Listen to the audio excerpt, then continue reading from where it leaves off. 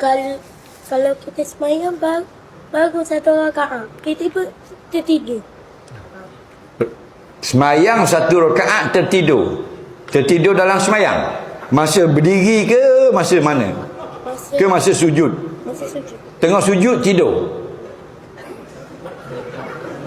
Tengah sujud tidur. Kamu nanya. Nama apa? Payah. Nama Paik. Fayat. Umur berapa tahun? 10. 10. Terima kasih. Duduk. Okey. Masuk TikTok ni. Bila batal wudu, bila kita tidur batal wudu. Kena faham tu dulu. Nabi kata al-ainani wika usahi.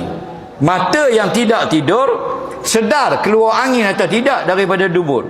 Faman nama falyatawadda. Siapa yang sudah tidur maka wajib mengambil wudu kerana sudah batal.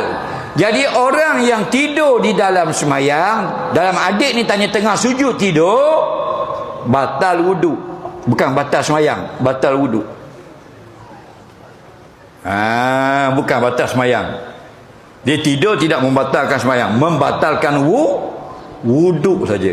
Lepas tu teruskan semayang, mana boleh semayang wudu ada. Faham lagi? Tak boleh. Okey, terima kasih adik.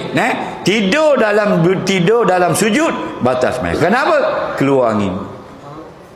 Yang tak batal tidur ialah tidur punggung melekat pada lantai, punggung letak atas seming, punggung letak atas kayu, punggung letak atas kerusi. Tak boleh nak keluar angin.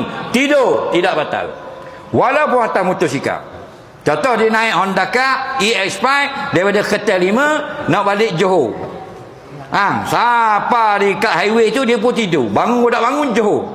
Faham? Culang tak belanggar. Dia boleh leap belaka dalam tidur. Faham? Bangun tak belanggar pun. Siapa Johor tak atas.